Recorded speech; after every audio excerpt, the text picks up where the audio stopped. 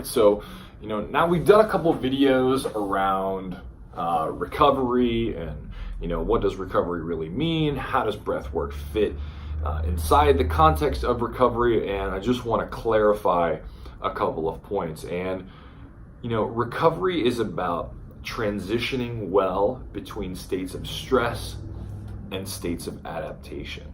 And this is something we talk about in our courses all the time, is that animals are really good at this. They can transition from peak states of stress to peak states of recovery very, very well. And as a result, they can move on from something that would otherwise, be seen as traumatic very, very quickly. Like, for example, if a prey animal is being chased by a predator, they don't sulk about it afterwards and write about it in their journal. They actually will kind of shake it off and then go eat. And that is a very, very speedy transition. And of course, an image like this is familiar if you've ever watched any documentary about animals ever.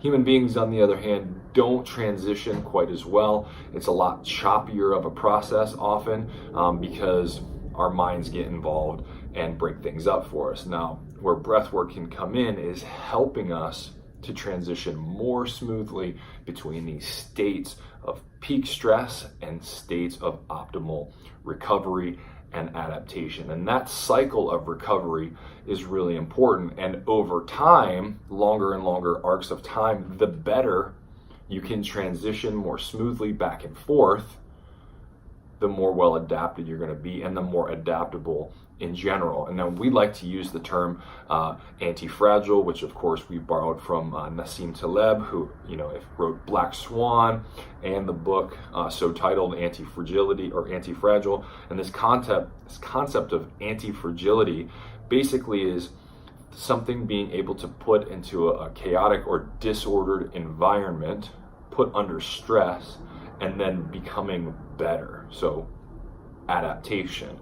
And this is what we really think of when we're thinking about peak ability to recover over longer arcs of time. Most of us, when we think about recovery, we're thinking in terms of minutes, hours, and days. But it's really important to be able to extrapolate that out over time so that as we move through our life, we can stay active athletes and participants in a healthy lifestyle, or if you're a competitive athlete, so that you can prolong the duration of your career.